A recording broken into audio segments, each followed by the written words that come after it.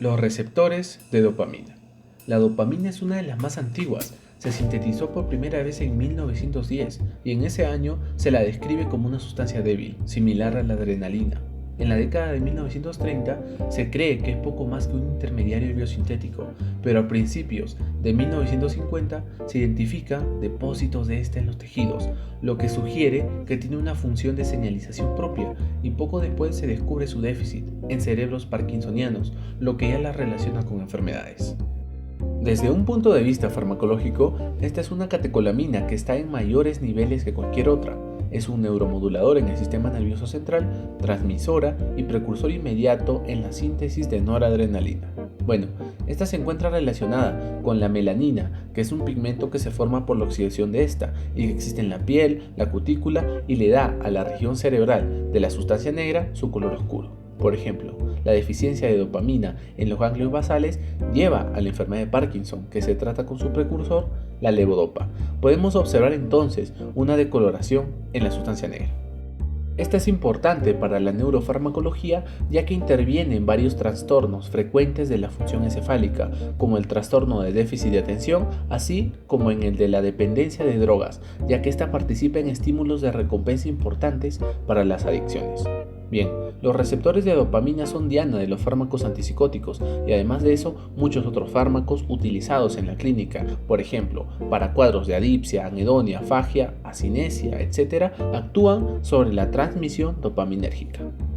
¿Cómo se forma y se inactiva? Como podemos ver, la fenilalanina y la tirosina son los precursores de la dopamina, y esto se debe a que los mamíferos convierten la fenilalanina dietética en tirosina mediante la hidroxilasa de fenilalanina. Ahora bien, la disminución de los niveles de esa enzima conduce a niveles altos de fenilalanina y esto puede producir una fenilcetonuria que debe controlarse mediante restricciones dietéticas para evitar el deterioro intelectual del paciente. Ahora bien, la tirosina cruza fácilmente al cerebro a través de la captación y los niveles cerebrales normales de tirosina son típicamente saturantes.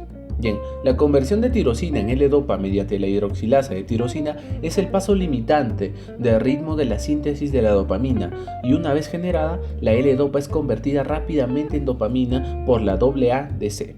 Es importante mencionar que a diferencia de la dopamina, la L-dopa o levodopa cruza fácilmente la barrera hematoencefálica y se convierte en dopamina en el cerebro, lo que explica su utilidad en la terapia de la enfermedad de Parkinson, que mencionamos con anterioridad. Por otro lado, el metabolismo de la dopamina ocurre principalmente por MAO, en elementos pre y postsinápticos, donde la MAO actúa sobre la dopamina para generar un derivado de aldehído inactivo por desaminación oxidativa. Ahora, el aldehído es metabolizado posteriormente por la deshidrogenasa de aldehído para formar DOPAC. Este DOPAC también puede ser metabolizado para formar ácido homovanílico o HVA. Ahora, en humanos, justo ese HVA es el principal metabolito de la dopamina. Todo esto es importante ya que el DOPAC y el HVA se excretan en la orina donde se miden fácilmente y sus niveles son indicadores de la rotación de la dopamina por el cuerpo, haciendo que las relaciones de estos metabolitos junto con la dopamina en el líquido cefalorraquídeo sirvan como representaciones precisas de la actividad dopaminérgica cerebral. Como pudieron notar en el esquema, además de metabolizar la DOPAC, el COM actúa sobre la dopamina para generar ese 3-metoxi, que posteriormente también es convertido en HVA. Bien, antes de comenzar con los receptores, podemos mencionar que existen 4 vías dopaminérgicas principales en el encéfalo. Y en líneas generales, las funciones de las vías comprenden el control motor por parte del sistema nigroestriado, el control hormonal a cargo del sistema túbero-hipofisiario y los efectos sobre la conducta que corren por parte del sistema mesolímbico y mesocortical. Bueno, primeramente tenemos al sistema túbero-hipofisiario, que comprende un grupo de neuronas cortas que se dirigen desde la porción ventral del hipotálamo a la eminencia media y la hipófisis, regulando alguna de sus secreciones. Seguidamente tenemos a la vía nigroestriada, que es responsable de alrededor del 75% de toda la dopamina del encéfalo y está compuesta por los cuerpos celulares presentes en la sustancia negra, cuyos axones terminan en el cuerpo estriado. Ahora bien, estas fibras, junto con otras que contienen monoaminas, forman el haz prosencefálico medial. Bien, al lado derecho pueden apreciar una imagen obtenida por inyección de un derivado de dopa que contiene flúor radiactivo, que, con detección de la radioactividad 3 horas más tarde con tomografía por emisión de positrones, nos revela la abundancia de neuronas que contienen dopamina en el estriado humano, ya que vemos que el isótopo se acumuló en esas áreas blancas en el sistema de neuronas captadoras de dopa de los núcleos de la base. Tenemos otra vía, además de todas las que ya hemos mencionado, que es la mesolímbica, cuyos cuerpos celulares se localizan en el área tegmentaria ventral del mesencéfalo, adyacente a la sustancia negra, y cuyas fibras se proyectan por el haz prosencefálico medial hacia distintas zonas del sistema límbico, especialmente al núcleo accumbens y a la amígdala. Por último, tenemos a la vía mesocortical, cuyos cuerpos celulares se sitúan en el área tegmentaria ventral del mesencéfalo y que se proyectan a través del haz prosencefálico medial hacia la corteza frontal. Ahora sí, receptores de dopamina. Originalmente se categorizaron como receptores de 1 y de 2, pero los estudios de biología molecular han identificado genes que codifican los subtipos de receptores de 1 y de 2 y además de eso, genes para receptores de dopamina adicionales. Ahora, reconocemos que hay 5 receptores distintos de dopamina en los mamíferos, que están organizados en 2 subfamilias similares a D1 y D2. Actualmente, la familia D1 comprende al D1 y D5, mientras que la familia D2, que tiene una mayor importancia farmacológica en el sistema nervioso central, está formada por D2, D3 y D4. Bien, los receptores de la subfamilia similar a D1, o sea, el D1 y D5, se unen a las proteínas G o Golf para activar el adenilato ciclasa y aumentar los niveles de adenosín monofosfato cíclico. Los receptores similares a D2, que comprenden el D2, D3 y D4, se unen a las proteínas G o Golf que inhiben el adenilato ciclasa y disminuyen la producción cíclica de adenosín monofosfato. La activación de proteínas G o Golf también pueden modular directamente la actividad de canales de potasio y calcio. Ahora bien, los receptores de 1 son más abundantes y dispersos en las zonas que reciben inervación dopaminérgica, y lo mismo ocurre o sucede con los receptores de 2, aunque estos también se encuentran en la hipófisis. Ahora, los receptores de 2 no solo se encuentran en las neuronas dopaminérgicas, o sea en los cuerpos celulares, dendritas y terminaciones nerviosas, donde actúan como autorreceptores inhibidores, sino también en las neuronas no dopaminérgicas. Por otra parte, los receptores D3 se expresan en el sistema límbico, pero no en el estriado. También es importante mencionar que la expresión del receptor D4 es mucho más débil, principalmente en la corteza y el sistema límbico. Ahora bien, los receptores D2 presinápticos actúan como autorreceptores en neuronas dopaminérgicas, por ejemplo, las del estriado y el sistema límbico, donde actúan inhibiendo la síntesis y la liberación de dopamina. Bien, los antagonistas de esta última bloquean dichos receptores, favoreciendo así la síntesis y liberación de dopamina, con la consiguiente acumulación de sus metabolitos en estas zonas del encéfalo. Estas también incrementan la velocidad de emisión de impulsos en las neuronas dopaminérgicas, probablemente por un bloqueo de la retroalimentación somatodendrítica mediada por dopamina de liberación local. Los receptores de 2 inhibidores también están presentes en los terminales nerviosos, GABAérgicos, glutamatérgicos y colinérgicos. Entonces, los receptores de dopamina intervienen asimismo en varios efectos periféricos, mediados por los receptores de 1, en especial la vasodilatación renal y el aumento de la contractibilidad del miocardio, ya que, por ejemplo, la propia dopamina se emplea clínicamente para tratar el choque circulatorio. Se puede decir entonces que la dopamina actúa tanto en localizaciones presinápticas como postsinápticas. Bien, acciones, farmacología y dopamina. Bueno, en el corazón y vasculatura tenemos que a bajas concentraciones, la dopamina estimula principalmente los receptores vasculares de 1, causando vasodilatación y reduciendo la carga cardíaca. Entonces tenemos como resultado una disminución en la presión arterial y un aumento en la contractilidad cardíaca. Por otro lado, las concentraciones muy altas de dopamina activan los receptores alfa-adrenérgicos en la vasculatura, causando así vasoconstricción y aumentando la presión arterial. Clínicamente, la administración de dopamina se usa para tratar insuficiencia cardíaca congestiva grave, la sepsis o el choque cardiogénico. Ahora, al ser la dopamina un transmisor paracrino autocrino en el riñón, esta se va a unir a los receptores de las subfamilias de 1 y de 2, entonces sirve principalmente para aumentar la natriuresis. aunque también puede incrementar el flujo sanguíneo renal y la filtración glomerular.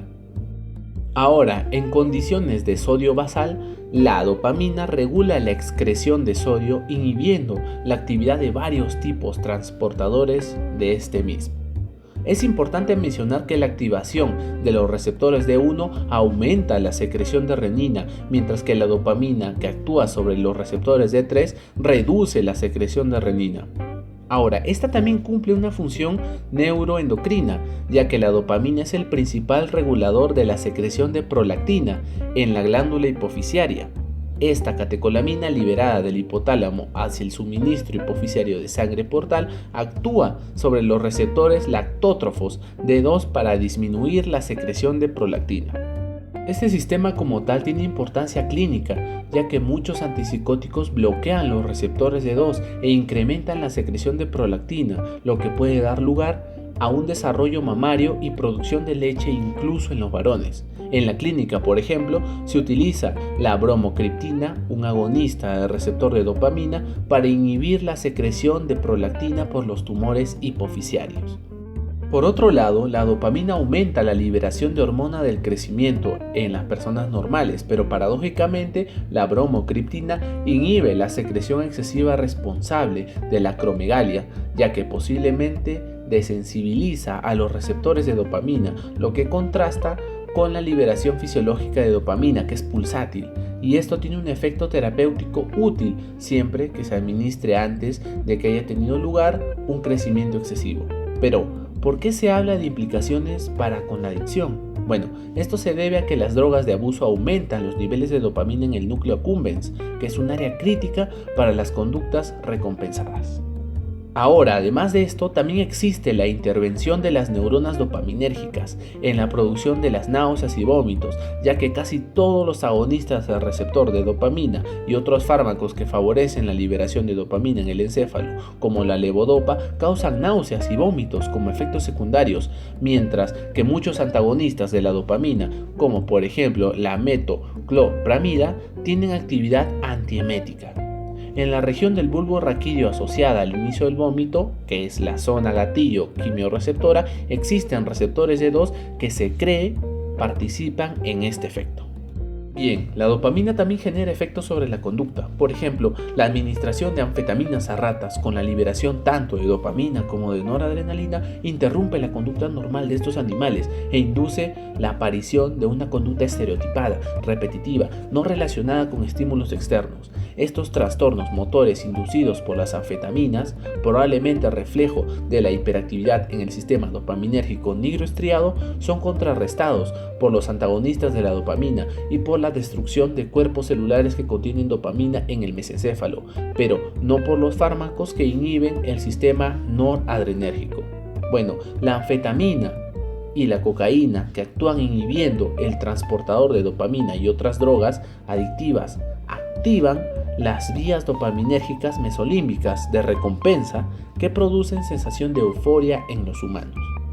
Ahora, los agentes farmacológicos dirigidos a los receptores de dopamina se usan en el tratamiento de numerosos trastornos neuropsiquiátricos, incluidos la esquizofrenia, el trastorno bipolar, la enfermedad de Huntington y del síndrome de Tourette. También encontramos relación para con el sistema gastrointestinal, combatiendo el síndrome del intestino irritable y la hipomotilidad. Por esto, también es importante conocer las vías dopaminérgicas, ya que si lesionamos estas, se observan patologías como adipsia, afagia, porque el centro de la sed y saciedad están en el hipotálamo, o podemos observar acinesia, por las alteraciones en el control del movimiento. Y, por el contrario, una hiperactividad en estas vías produce euforia, humor y conductas hipersociales y estados maníacos.